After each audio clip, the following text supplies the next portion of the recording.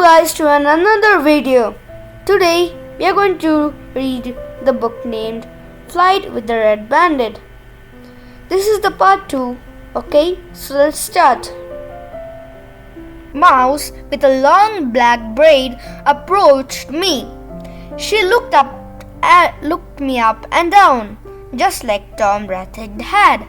I sucked in my belly. I haven't gone to the gym lately, but have made many trips to my refrigerator. I knew she had me pegged. A city mouse with pitiful muscles, wearing the wrong clothes for hiking and carrying an enormous jar of chocolate on my back. She unrolled a brochure that was 10 feet long. "Poppy sprightly, at your service," she said. "Here at the Wild Red Adventures, we provide guided adventures of every type. What would you like to do? Extreme hang gliding, extreme hiking, extreme camping." I clumsily tried to bow, but the enormous jar threw me off balance, and I fell flat on my face in front of her. "Pleased to meet you," I said. "My name is Slitten, Guillermo Slitten." She picked me up, chuckling. "I'm pleased to meet you too. You look like a giant turtle." Holy cheese! I was extremely embarrassed, but I guess I didn't look like a giant turtle with that enormous jar on my back. She looked me over again. "You know, I'm not certain if you're the type of mouse who can handle our extreme tours. I am sorry." I frowned. Poppy Sprightly was probably right, but I didn't know how else I could get to the Cathedral Rock. "That's too bad," I said. "Tom Rathid said you could help me." She smiled. "That changes everything," she exclaimed. "Normally, I'll send a city mouse like you right out there. You are not the type of extreme adventures. Trust me.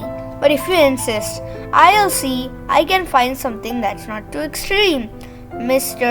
Skilton." "The name is Stilton. Stilton.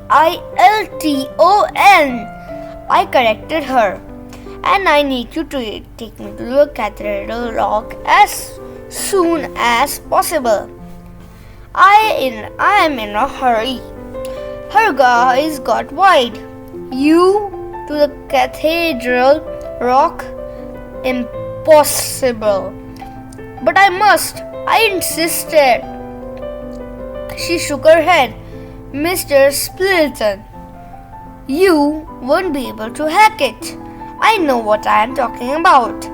Now, if she had to read any of my books, she may have known I'm no stranger to extreme adventures, but clearly she hadn't, so I had to convince her. "My name is Stilton, with an T for tenacious," I said. Then I fell to my knees. "Please, it's an emergency. If I don't find the red bandit and get that falcon feather and bandana, my grandfather will have my whiskers. You should have told me that you were looking for a red falcon," she said, clearly confused. "You must be an ornithologist, probably a famous bird scientist. In that case, I can help you. In fact, I have the perfect guide for you."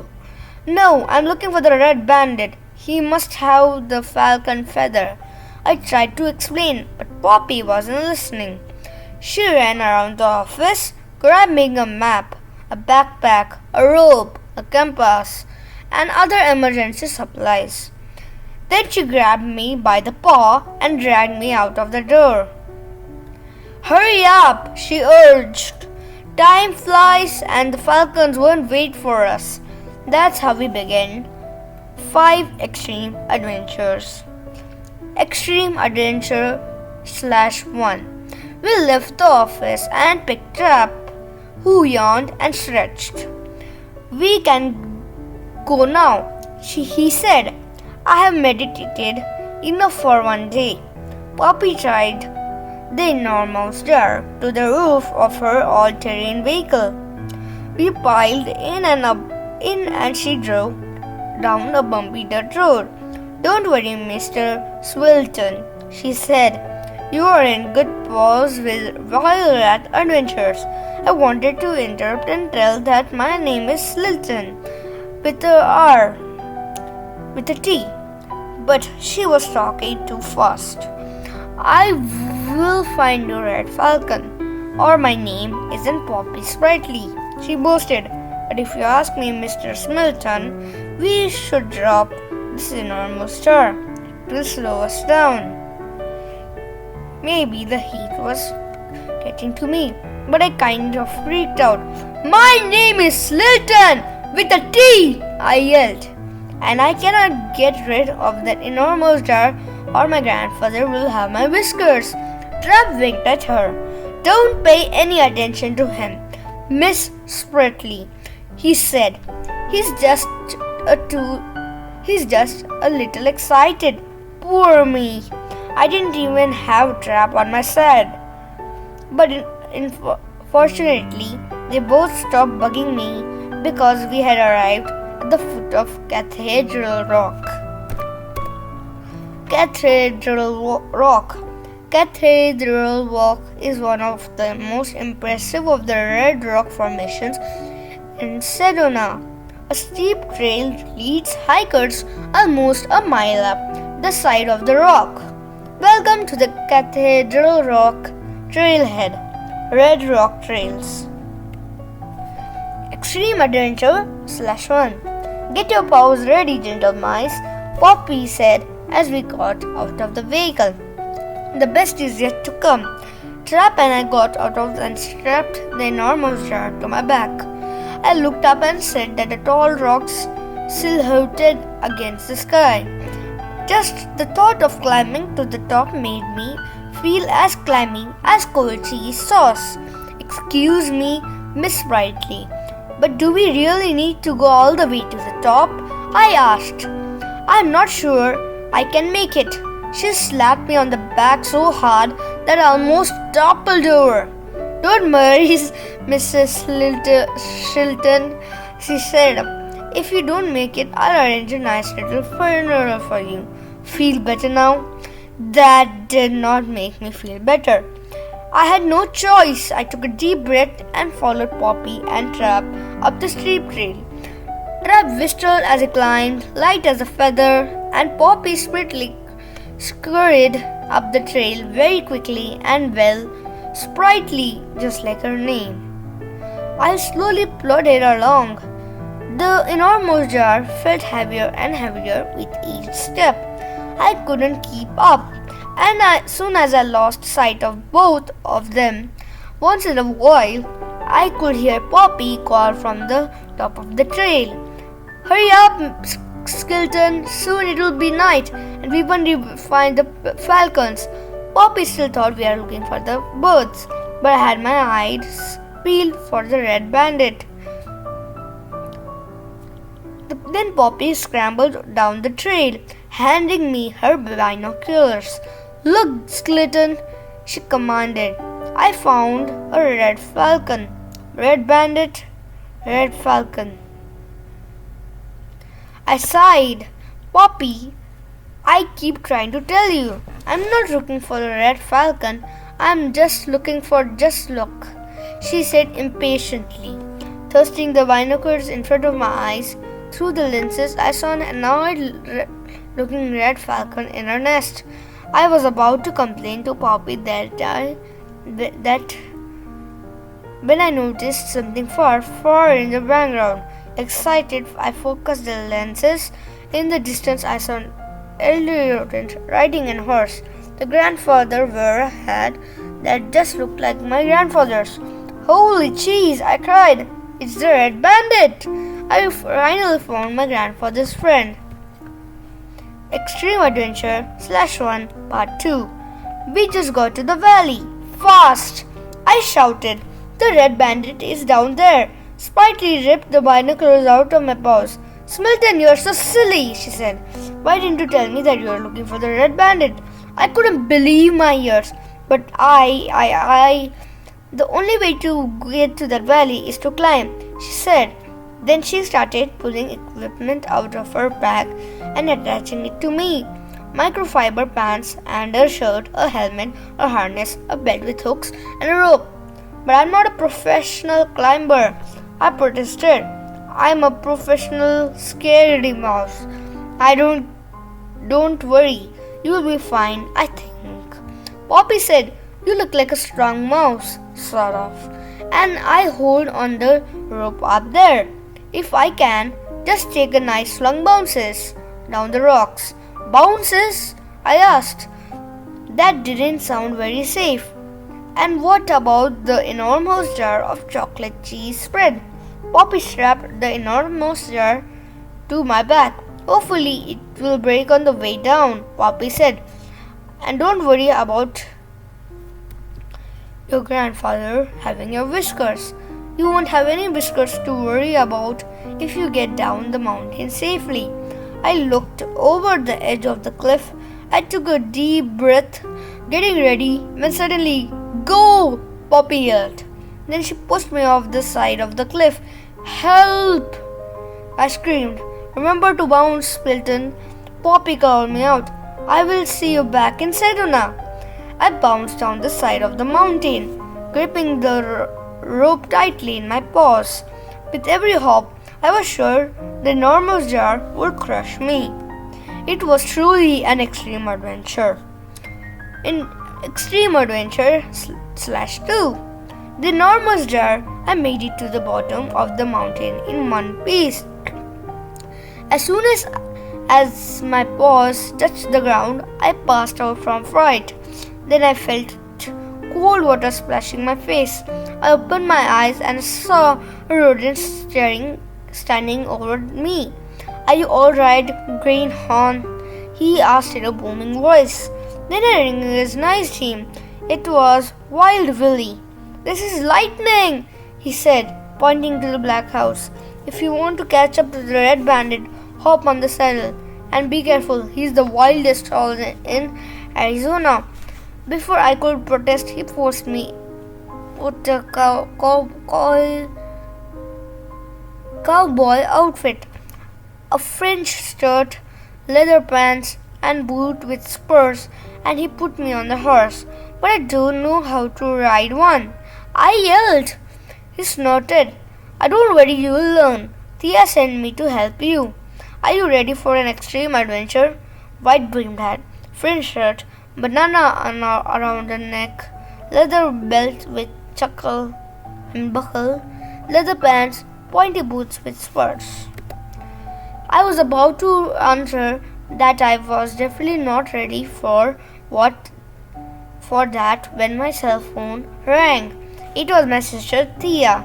Geronimo, did you find the red bandit? She squeaked anxiously. Grandfather is worried. And don't break the enormous jar. Everything's fine so far. Thea, but the Wild Willie wants me to ride. Whoa! Lightning suddenly took off like lightning. I didn't have time to say goodbye to Wild Willie. I pulled on the reins, but the horse didn't stop. Help! I screamed, terrified.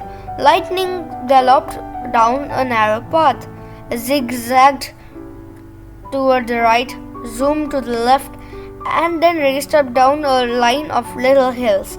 Then he decided to show off by bucking and rearing, rodeo style. Then I tumbled off his back. Extreme Adventure /3.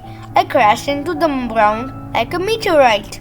Then I bounced up into a patch of thorny cactus plants. Ouch! My poor little behind was covered in sharp spikes. I bet you will think that things couldn't get any worse, right? Wrong! I leaped out of the cactus pouch and landed in a pile of puma poo. Yuck! With a disgusted shriek, I sprang to the right and stepped on the rattlesnake's tail. I darted to the left, but this time I trampled a scorpion. Then I jumped away from the scorpion and landed on a tarantula. With a scream, I ran away and found the enormous jar, which had luckily landed on some cacti and didn't break. Then I scampered down the path as fast as I could. The sun had already set, so I ran and ran and ran. But there was no sign of the red bandit anywhere. Holy cheese! Where am I? I wondered. Then I realized that I was back near the downtown Sedona, beginning to play peekaboo in the clear blue night sky. The Arizona sky was amazing. As tired as I was, its beauty really touched my heart. Extreme Adventure /4. I parked in front of the door of the adventure agency and promptly fell asleep on the doormat. I woke up when Poppy opened the office. Skeleton, haven't you found the red bandit? Then her cell phone rang and she answered, "Hello, what? You spotted the red bandit? Where? At the bottom of the Grand Canyon? Wow, we are on our way right now." She dragged me inside the office, outfitted me with a pair of khaki pants, a khaki shirt, hiking boots, and a cap with a visor to prevent the sun from toasting me like grilled cheese.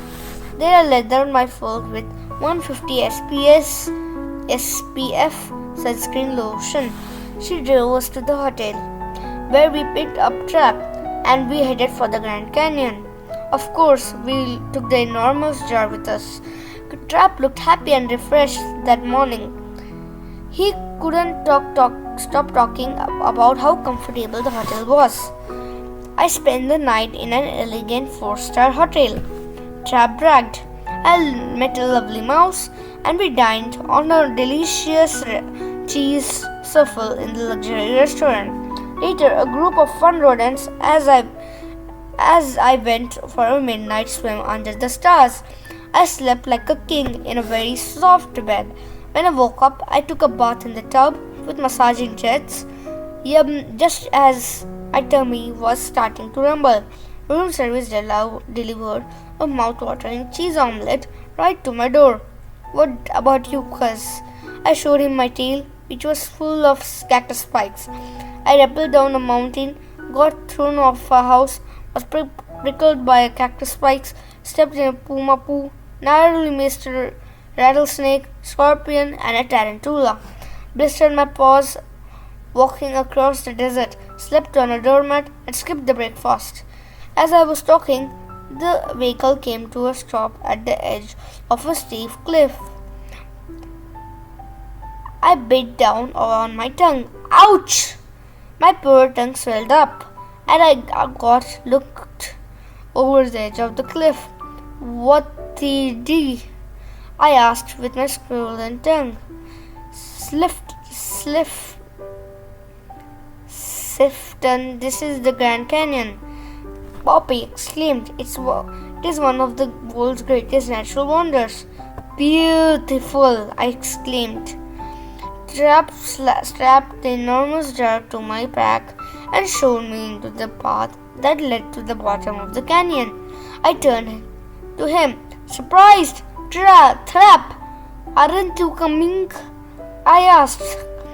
He held the hat box. "Nope, I need to stay behind and keep an eye on Grandfather's new hat."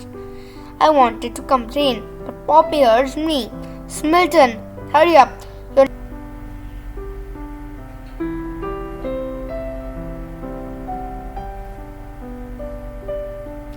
And it took me a second to recognize him. It was Bruce Heiner. "Bruce, is that you?" I asked, relieved that my tongue was finally better. "Hey there, cheesehead," Bruce said. "What are you doing here, Bruce?" I asked. "I got a summer job taking cheesehead tourists like you to the bottom of the canyon," he asked. "How many tourists do you lose per year?" I asked nervously. Bruce just snickered and climbed on another mule. He clicked his tongue, and the mule started to carry us down the very narrow, very steep, and the very scary trail. My mule swayed back and forth, making my tummy flip-flop.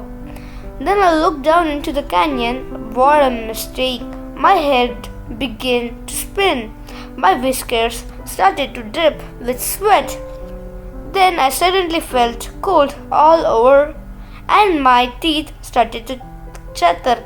Cluck, cluck, cluck, cluck, cluck, cluck, cluck, cluck, cluck, cluck, cluck. Panicked, I grabbed the mule's neck and the Grand Canyon. The Grand Canyon is an immense gorge that is 277 river miles long, 18 miles wide, and 1 mile deep. It was carved with the Colorado River in the northern part of Arizona. It is managed by the Grand Canyon National Park, one of the major national parks in the United States. Hugged it tightly.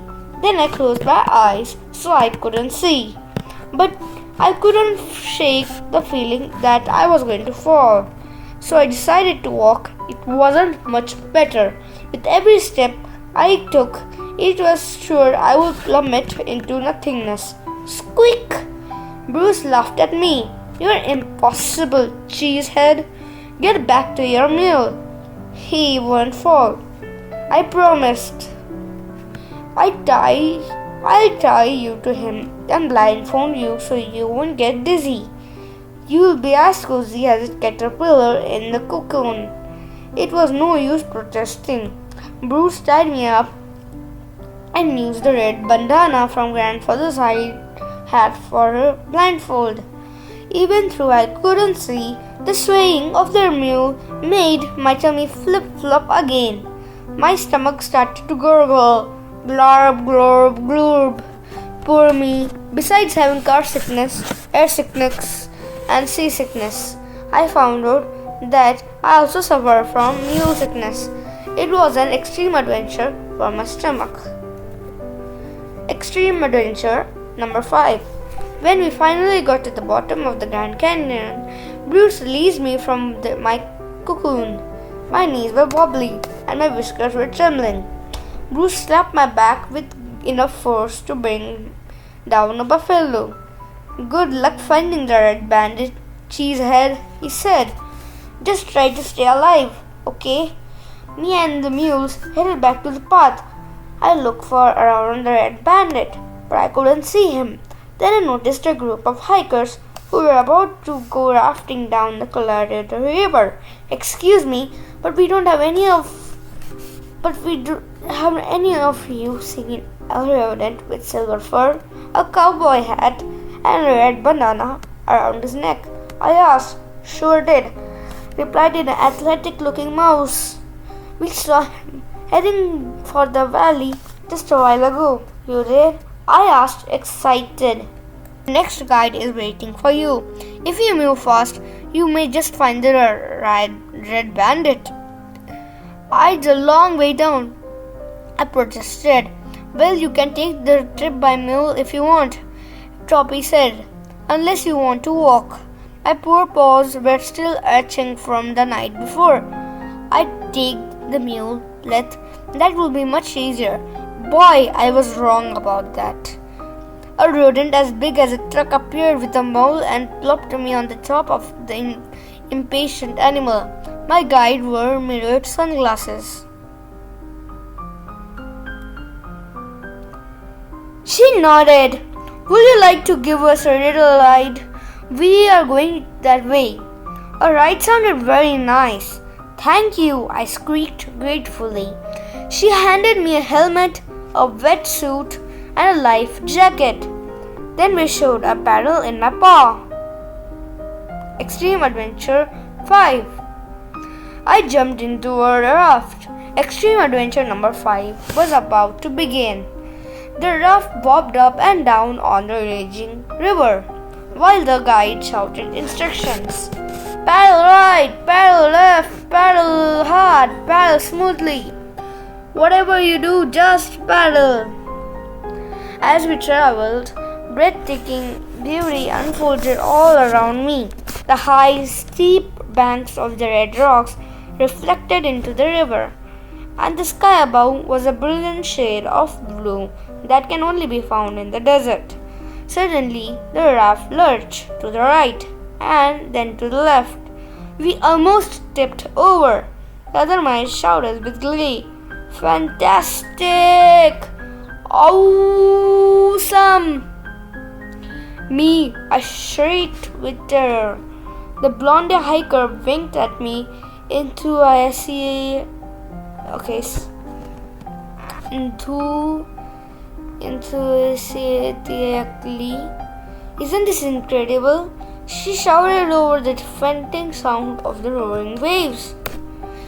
I was thinking that it will be an incredibly extreme adventure, maybe too extreme for a mouse like me. But I didn't tell her that. Suddenly, the roaring of the waves became louder and louder. The guide's voice got louder and faster. "Paddle, paddle, paddle, paddle," he cried. "And be careful not to fall into the vat." Too late. I already fallen in. "Help! I'm the red bandit." I plummeted into the river, and the weight of the enormous jar strapped to my back sent me straight to the bottom like a stone. Thank you guys for watching. The part 3 will come on next Monday, which is 7/18/2022. Bye bye.